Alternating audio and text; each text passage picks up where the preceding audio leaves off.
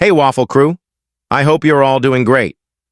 I'm Mark, and today we're diving into more Reddit tales. If you enjoy these stories, consider giving a thumbs up, subscribing, or even tapping that notification bell. Let's get started with our first story. Big love to you all. Our first tale comes from User Cultural Sage 2313, who shared, I'm on a getaway with my partner of nearly 6 years, and I've realized I need to end things. I care for him deeply, and we share a home, but this trip has been the final push, and once we're back, I'm calling it quits. I've always known he has a short fuse, but his outbursts 3 times in just 5 days have been too much. I'm pretty calm and patient, but his anger seems triggered by everything, and when he's upset, he shuts me out completely. No talking, no explaining what's wrong, even when I gently ask or try to support him. Often he'll just walk off, leaving me confused about whether I've upset him. Most of the time, 95%, I haven't done anything, but he'll still get mad and somehow blame me for not being supportive. It's a no-win situation.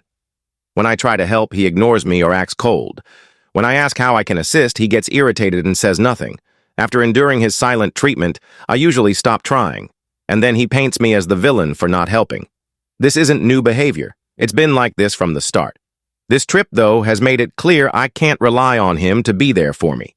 The anxiety is overwhelming. I feel physically ill. Even when I'm starving, I can barely eat, and I feel like I'm on the verge of throwing up. This June would have marked 6 years together. We've built so much. His family feels like mine. His friends are my friends. But I can't see myself marrying or raising kids with someone who shuts me out and blames me for every issue. When he's happy, we're on top of the world. I'm terrified of losing him and what my life will look like. But I'm struggling to envision a future with him. He's made countless promises to improve and stop the silent treatment, and I believed him every time, until now.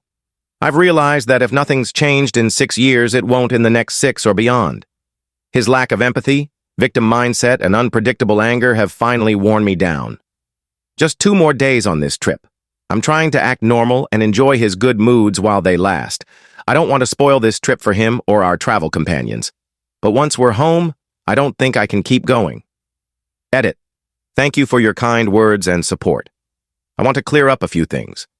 I don't believe he's a narcissist or a bad person. He genuinely cares for me, but struggles with communication and emotional maturity. Some have called him an emotional manipulator, but I'm almost certain he doesn't act this way to exploit me. He just doesn't handle his emotions well, likely due to how he was raised, knowing his family. He might seem awful in this post, as Reddit stories often do, but he's more complex than that. I'm not perfect. And he's not evil. He might have undiagnosed ADHD, but he hasn't been tested. Thank you all for your concern. I'm safe, and I appreciate the support. A commenter warned OP to brace for a tough breakup, noting 6 years without a proposal and advising clear explanations with examples. They asked about past trauma. OP responded, "It'll be hard. The lack of a proposal was my choice. I wasn't ready. I'm 24 and use my age as an excuse, but deep down, I wasn't ready to commit to someone with his emotional immaturity. I hoped he'd improve. He has no major trauma, but his anger mirrors his mom's. He lashes out at everyone like she did." Another commenter suggested he might also want to end things but is scared to say so, possibly wanting to leave early to pack. OP replied, "It breaks my heart, but I don't think he wants to break up." After his outbursts, he's genuinely sorry, promises to improve, and says he loves me and doesn't want to lose me. He knows I treat him well and tolerate a lot. Few would forgive as quickly as I do with a sincere apology. But this time I can't fully forgive. I don't trust him to support me or a future family in tough times. Another commenter said he needs to work on himself. OP agreed. I think he assumed I'd always be there and tolerate this forever. I've done so for too long. The breakup will be a wake-up call. I'd encourage him to truly work on himself, not just say it. Another commenter supported OP's decision, noting people don't change fundamentally, and even therapy might not erase his tendencies. OP responded, "You're right. It took me too long to see. I believed his promises to improve, and while things got slightly better, I now see this as part of who he is and how he was raised. I was too hopeful for too long." OP gave an example of his tantrums. One was from being hangry and tired after a flight, another from poor sleep, and another because the group got massages he didn't want, and he felt abandoned. I offered to skip the massage and stay with him, but he refused. Days later, OP updated, "I did it. I told him he pushed me too far and I can't continue. It was heartbreaking, with many tears. He was shocked but apologetic, begging for another chance and promising change. I told him I can't spend my life with who he is now. I said if he changes, maybe we could reconnect, but I can't trust his promises now. I need to protect myself and take space. I'm done with the silent treatment and walking on eggshells. He was devastated but kind, saying he'd respect my decision and work on himself through therapy, counseling, or anger management to treat his loved ones better and maybe win me back. I'm staying with my parents while he moves out. I'm heartbroken and scared, but know I made the right choice. Some suggested we just needed to communicate. I've tried. I'm big on addressing issues and talking them out. But he wasn't raised that way.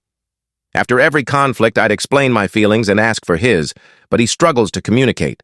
That's why I've been pushed away. Some mentioned an ultimatum, but I'm so used to catering to him and tiptoeing around that I decided being alone is best for me. I can focus on my needs and my dogs.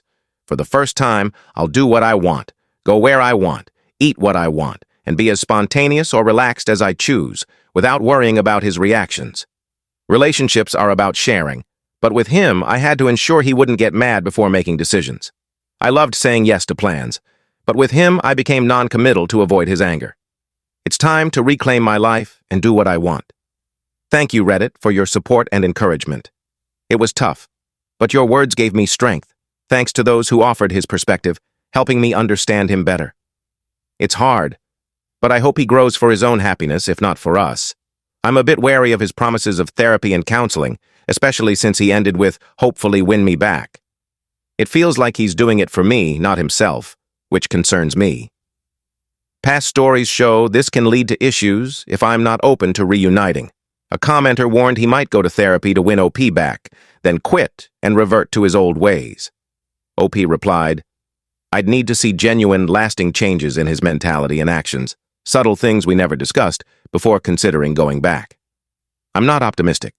Another commenter celebrated OP's choice to reclaim her life, noting being single can be as fulfilling as being with someone. Another praised her strength and was glad the breakup wasn't aggressive, wishing her healing with her parents and dog. What do you think? Can he change? Should they reunite? Share your thoughts below, and let's move to the next story. Our next tale comes from Blossom Buddies, who wrote, My ex showed up drunk last night and his wedding is tomorrow. Should I tell his fiancée? We were together for 2 years, but it wasn't great. I ended it when I moved for college and didn't want to continue. It's been nearly 5 years and I'm engaged to my soulmate. Last night at 10 p.m., my ex rang our doorbell, drunk from his bachelor party in my city. When my fiancé answered, he broke down, sobbing that he couldn't believe my fiancé was real or something absurd. We brought him inside since he seemed harmless, and he rambled emotionally before vomiting in our bathroom. He was still hurt over our breakup, thought we could have worked and regretted mistreating me. He threw up again, and we called him an Uber to his hotel. It was bizarre.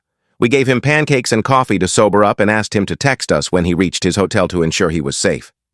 I feel uneasy, almost violated. Should I contact his fiancée, urge him to tell her, or let this be a strange memory?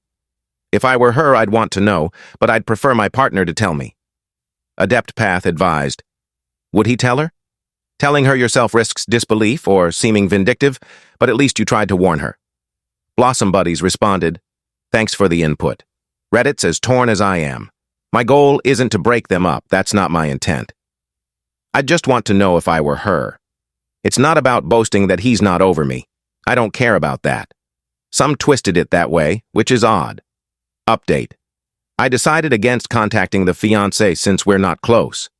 Instead, I messaged his sister, a friend, asking her to check on him because he showed up drunk and upset. She thanked me, apologized, and said he's been acting out for weeks before the wedding. She asked if he'd returned to his hotel as they couldn't find him. I confirmed he Ubered back and texted us at 11:30 p.m. that he was safe. She thanked me again, and I haven't heard since. Another update. His sister called, asking if he'd returned or mentioned his whereabouts. He didn't show up for the wedding, and no one knows where he is, so telling the fiancé is moot now. A commenter praised Blossom Buddies and her fiancé's gracious handling, saying contacting the sister was the best move. Starry Glow said the fiancé dodged a bullet. Another hoped he's okay and asked for updates.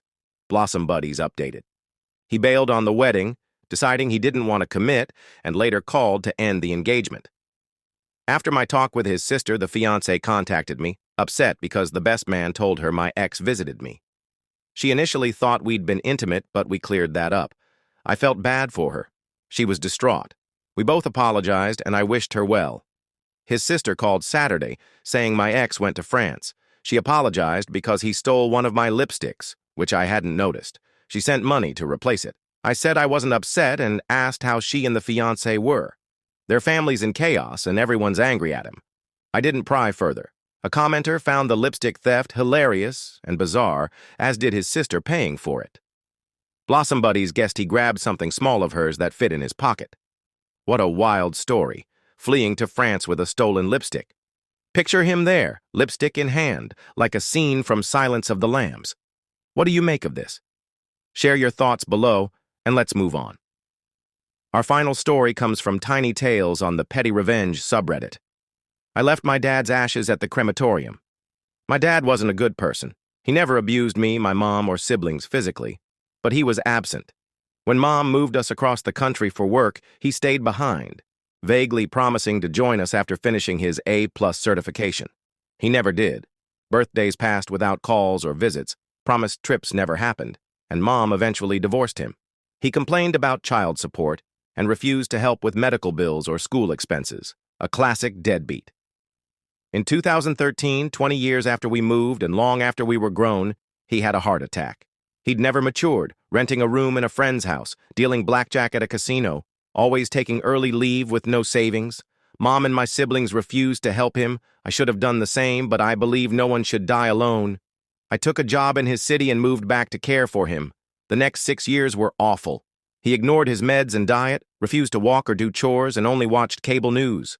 My career soared, managing 2 factories, but I was stuck parenting a 70-year-old child. He'd call me during work trips or meetings, demanding I handle trivial tasks. Load the dishwasher, unclog a toilet, we had 3, or fetch the mail. When I got home, he'd berate me, calling me a neglectful son who couldn't do anything right. He passed in 2019, leaving me with trauma and debt. I had him cremated.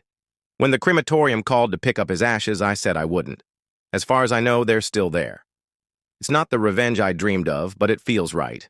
I smile thinking about it. What do you think of this? Share your thoughts below. A huge thank you for joining me today, engaging with these stories, and showing your love and support. It means everything. See you in the next one. Take care and much love.